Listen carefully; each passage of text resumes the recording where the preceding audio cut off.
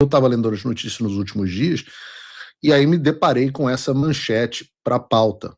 Isso é importante às vezes no Paulo Figueiredo Show. Nem sempre eu vou trazer a notícia do dia. Uma coisa que a gente está fazendo agora na nossa pauta é que a gente pega as pautas dos principais programas, pega do Oeste Sem Filtro, pega do Bradock, pega dos outros lugares e vê o que as pessoas estão falando. E eu não assisto muito esses programas, até gosto muito do Bradock, do pessoal que está lá, mas já fiz parte do Bradock, mas eu não assisto porque eu não tenho muito tempo. E eu tenho achado interessante ver o que os outros têm falado e tenho reparado que os assuntos são meio que naquele formato de jornal, né? Saiu uma notícia, vamos comentar a notícia, saiu uma notícia, vamos comentar a notícia. E essa não é a proposta aqui do Paulo Figueiredo Show. No Paulo Figueiredo Show a gente utiliza notícias e acontecimentos do momento para ter conversas mais profundas, né? É um programa de comentário político. E não é um programa de notícias. Você não está aqui para ouvir o que aconteceu. Você está aqui para entender contexto nas coisas que estão acontecendo e como isso está inserido em alguma coisa maior. É isso que eu me disponho a fazer. Mas, pois bem, eu estava vasculhando as notícias dos últimos dias e uma delas foi que eu me deparei com a seguinte manchete. Em meio ao caso Master, Moraes nega que a STF permita conflito de interesse. E é isso mesmo. Segundo o Alexandre, e a gente viu o vídeo dele falando isso, há muita má-fé nas críticas que são feitas ao Supremo, e eu, em vez de colocar o vídeo dele aqui, eu vou colocar as aspas. As aspas dele são as seguintes, exatamente o que o Alexandre disse. O magistrado não pode ter ligação com o processo que julga. E todos os magistrados, inclusive o da Suprema Corte, não julga nenhum caso em que se tem ligação. Então, segundo o Alexandre, está confirmando, não existe conflito de interesse no STF. Não há nenhum magistrado julgando processos com o qual ele tem alguma ligação. Então, já que ele recebeu todos os prêmios de salvador da democracia durante anos e anos da imprensa, da Faria Lima, dos setores burocráticos da sociedade, a gente pode ficar tranquilo, né? Não é, por exemplo, como se o próprio Jair Bolsonaro tivesse sido julgado pelo Toffoli, que é ex-advogado do Partido dos Traficantes e ex-advogado-geral da União do Lula. Não é como se o Bolsonaro tivesse sido julgado, por exemplo, contra o Flávio Dino, que era governador do Maranhão, enquanto já era presidente da República, e que sempre fez oposição a ele, além de ter sido também ministro da Justiça do Lula e de mover uma ação em curso na justiça contra o próprio Jair. Não é como se o Bolsonaro tivesse sido julgado pelo próprio Alexandre, seu inimigo declarado. Não é como se ele tivesse sido julgado pelo Cristiano Zanin, que era advogado do Lula. Fiquem tranquilos. Ninguém no STF faz isso de julgar caso onde há conflito de interesse. O Toffoli, por exemplo, né? Ele nunca suspendeu 10 bilhões de reais de multa da JBS, enquanto a esposa dele, a Roberta Rangel, atuava como advogada da JBS. Isso tudo é muito odioso, né? É proposital, né, Alexandre, a gente citar essas coisas. É para atacar as instituições. Não importa que de fato tenha acontecido, mas é tudo muito antidemocrático da nossa parte apontar esses fatos. Eu fico imaginando como é que concilia essa informação de que não tem conflito de interesse no STF com o fato de que os parentes dos ministros do Supremo têm 70% dos seus casos no STF e no STJ contratados após a posse dos seus familiares. É uma coisa maravilhosa. Ou seja, a cada 10 casos que os parentes de ministros do Supremo têm no STF ou no STJ, 7 aparecem depois que os seus parentes tomam posse. Será? Só será que é porque, magicamente,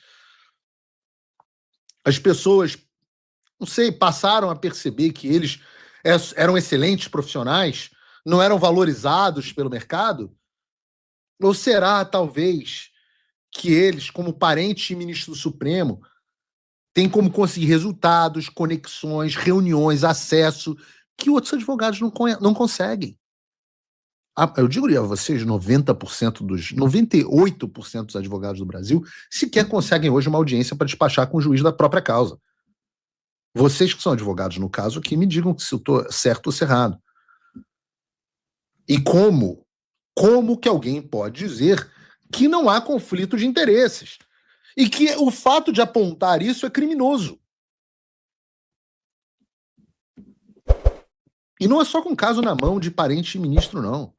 Segundo o levantamento do UOL, 5 ministros do Supremo Tribunal Federal aparecem como sócios de 11 empresas de diversos setores. Zanin, Flávio Dino, Gilmar Mendes tem 4, até o Nunes Marques tem empresa. E aí eu pergunto o seguinte, se essas empresas são objeto de alguma ação, vocês acham que essa ação está prejudicada? Vocês acham que os juízes da primeira instância vão se sentir constrangidos em julgar ações dos ministros do Supremo, de empresas onde os ministros do Supremo são sócios? Vocês acham que essas ações nunca vão chegar nos tribunais superiores, onde todas as ações do Brasil chegam, e vocês acham que se chegarem no Supremo Tribunal Federal, o caso vai ser julgado como se fosse o processo do João da Silva?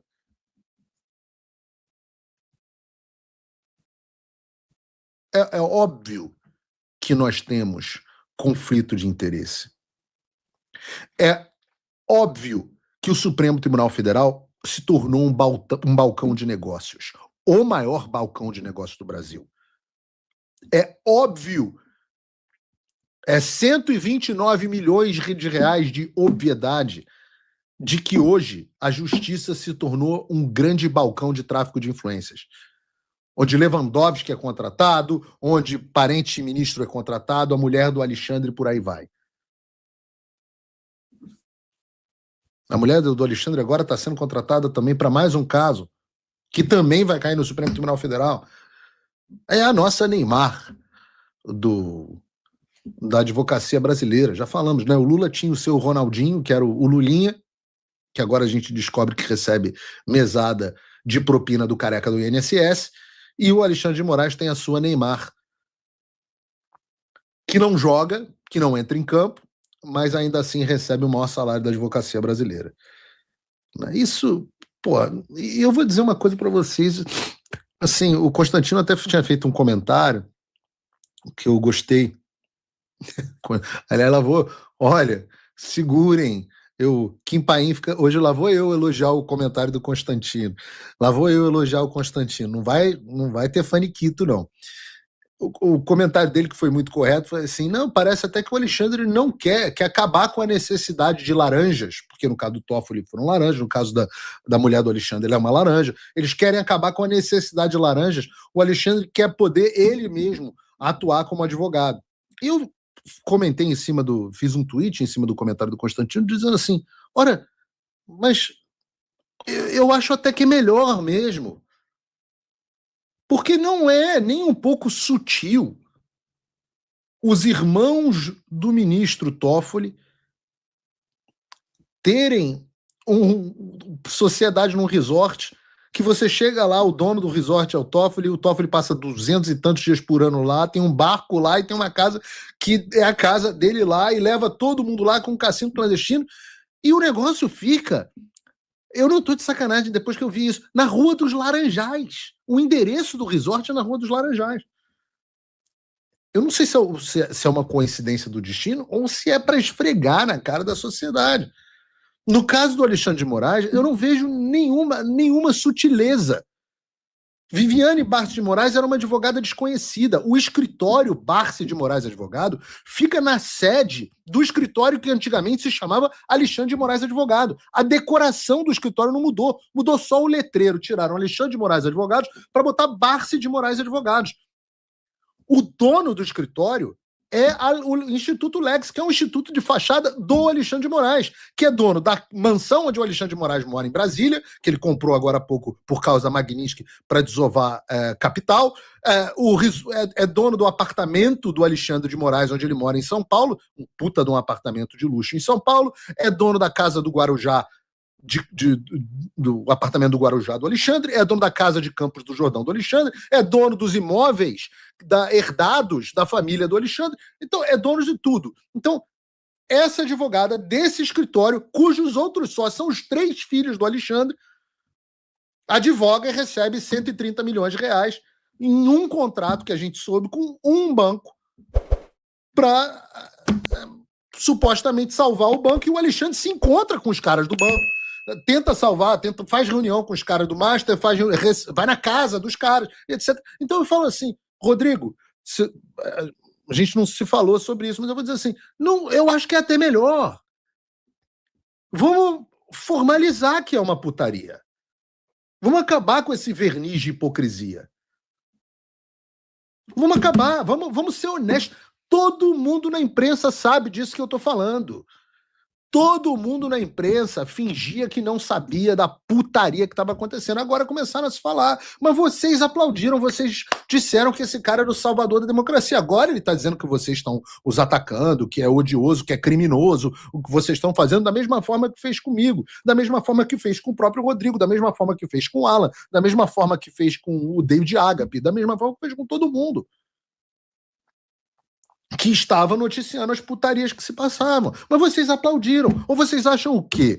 Que o cara que era inescrupuloso a ponto de fraudar certidões para justificar ações contra opositores políticos, vocês acham mesmo que esse cara era honesto nas outras práticas?